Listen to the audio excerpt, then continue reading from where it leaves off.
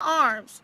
That is very terrifying, knowing that there was no way that I could get to her or her son could get to her because she was by herself at the time. There was no family or friends or anybody that could get to her in that amount of time. Had she not mentioned that she was Katie Wright's mom, God only knows what would have happened to her. Because once she mentioned that she was Daunte Wright's mom, that's when he decided to back off a little bit. So if she was doing anything illegal and truly illegal, he would have continued doing what he was doing to arrest her, even if she was Daunte Wright's mom. You see what I'm saying? So therefore, it was clear that what she was doing was not that big of a deal that he could come over there and brutalize and battle and just terrorize this woman for no reason.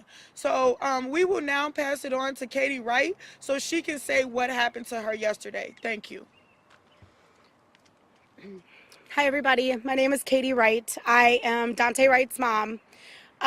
Yesterday, I was actually just coming back from doing a radio show in regards to what happened to my son last year around this time. And I was driving down 252 and I seen a high police presence for just one vehicle. So I pulled over to the shoulder, stopped to record to make sure that those babies, it was two young kids, they had to have been in their 25s, to make sure that they got home safe, because we know that we have a police problem in Minnesota. We know from April 11th of last year we have a police problem in Brooklyn Center. And all I was doing was my civic duty to pull over and make sure that those babies got home safe to their families, because I don't want what happened to me to happen to any other families. So I was recording, and the police officer, we actually watched the video camera footage, the body cam footage, just a few minutes before coming here. And when the police officer, Dan Lindstrom, immediately, when he seen me, he immediately told the other police officers, she's getting a ticket. For what? For recording? And the other officer told him, no, leave it alone. And he still chose to walk through oncoming traffic, 3 lanes, jump a barrier, and go through a ditch just to get to me.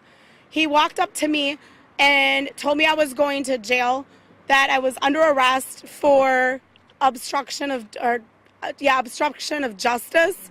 He took my phone out of my hand, put it on the roof of my car. He broke my phone. Then he grabbed me by my wrist to pull me out of my car and put my one hand behind my back. Before he got my other hand behind my back, I told him who I was.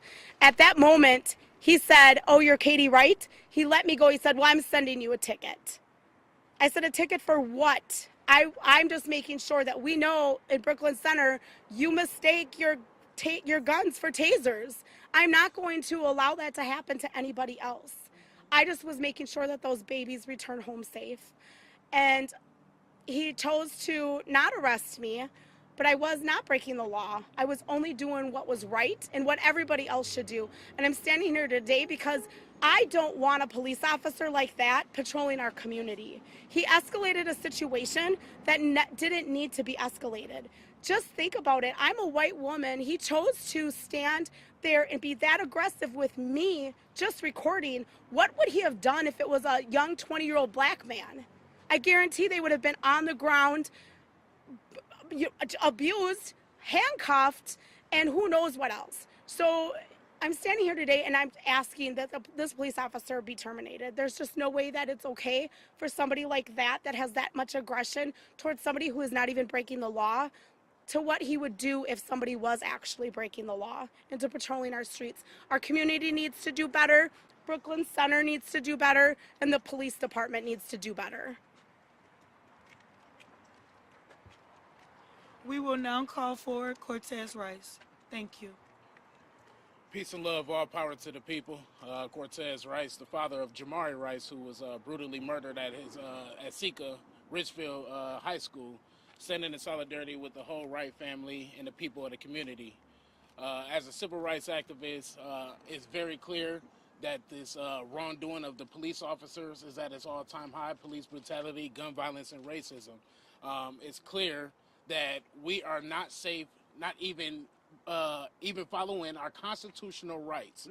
We have every right to sit up there and film. That's why I'm wearing an always film the police shirt. This is what actually got officers held accountable as far as Daunte Wright's trial with KKK Kim Potter's trial, as far as the murder of Daunte Wright, as far as the murder with George Floyd, when Darnella Frazier actually filmed that situation. And it's a must that we continue to do this. We continue to uphold our Constitution, right? And not violate the amendment rights that we have as people, but yet the police officers are able to do this, and that is so wrong. And this is why we stood in solidarity with this family after watching this this flirtatious act on the police, on Mama Katie. It could, like she said, it could have been anybody's mom. It could have been any mother, any grandmother. Could have been any son, father in that situation, and it probably would have went a lot differently. We heard from Damon Bryant, which is the son of Mama Katie, Mother Katie Wright, and the brother of Daunte Wright, as he came to the police station and asked the officer Dan Lindstrom, badge number 198, squad car 353. We asked him, do you know that you put your hands on a mother? He said yes.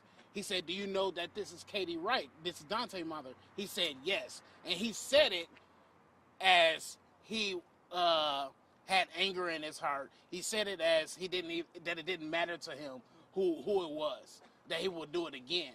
After we spoke with Sergeant Johnson, after holding space here for a couple of hours last night, Sergeant Johnson said that there will be an investigation on this officer, but yet let the officer Dan Lindstrom drive away in the squad car to continue the so-called duties that he's supposed to uphold. This is wrong on so many levels, and we must continue to hold these officers accountable. We must end qualified immunity because this is what they're going to continue to hide behind as well. So all power to the people. I love y'all. My prayers is going with Mama Katie for her fractured and sprained wrist now. She's not able to perform the duties that she usually will have as a mother, as a grandmother, and as a community leader and pillar of our community as well. So thanks for everybody that's coming out. One last thing that I would like to add before, or if any of our community would like to say any other words. Chaz. Would you like to say a few words, Chaz? I know, just to add one more thing, Mayor Mike Elliott did come out last night at 12 o'clock at midnight. I think that shows a lot of initiative for mayors across the world. Maybe they need to take some notes from him. He actually sat here and spoke with us and trying to figure out ways that we can continue to go forward with this. He said that they will release the body camera footage, and that he will personally also as well look into the investigation. So we'd like to thank Mayor Mike Elliott too for everything that he's doing. We will now call forward an activist in the community, Chaz Neal. Thank you. My name is Chaz Neal, and what I want to say is that, when we talk about accountability and transparency, this is one thing that we're talking about. We don't want to defund the police. What we want to happen is we want change. We want reform. We don't want this same thing to keep on happening. I just sent, earlier this morning, I sent an email to Mayor Mike Elliott, and stating their code of ethics for police officers, their oath. And he went against that oath. Because when he got out of his car, it wasn't with tenderness, it wasn't with kindness, it wasn't with integrity. He got out of that car with vengeance and wanted to intimidate and fear and put fear in a family that is already going through pain and trauma. And we sit there and allow it. That's why we went to Keith Ellison's, because we need change. We went up to the state capitol today to ask him, you're out here giving more money to persecute our youth, but you don't even want to persecute these police officers, and you say you want to get them off the streets. Well, show us, because Mayor Elliott is showing us that he wants to get these bad officers off the streets. So don't say you're people over politics when you're choosing policies over people. Thank you. They may, a lot of these people in the political seats may be upset at the community's response and how we respond, but at this point, the community's backs is up against the wall.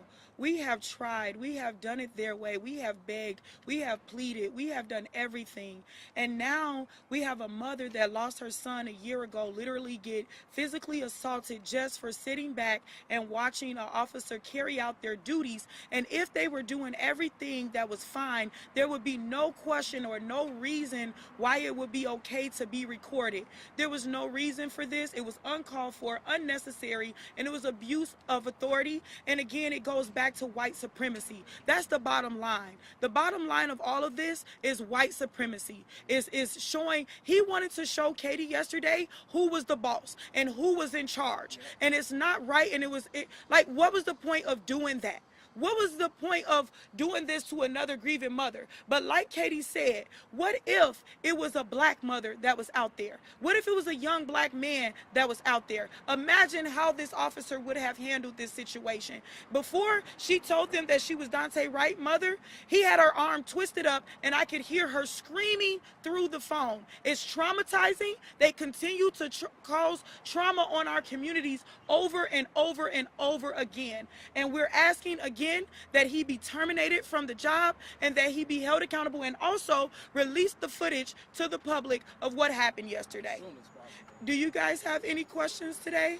Yeah, Mrs. Wright, you said you saw the body camera footage. Did they release it to you, or did you go and watch it at City Hall? Could you just explain a little more about how you were able to see that body camera?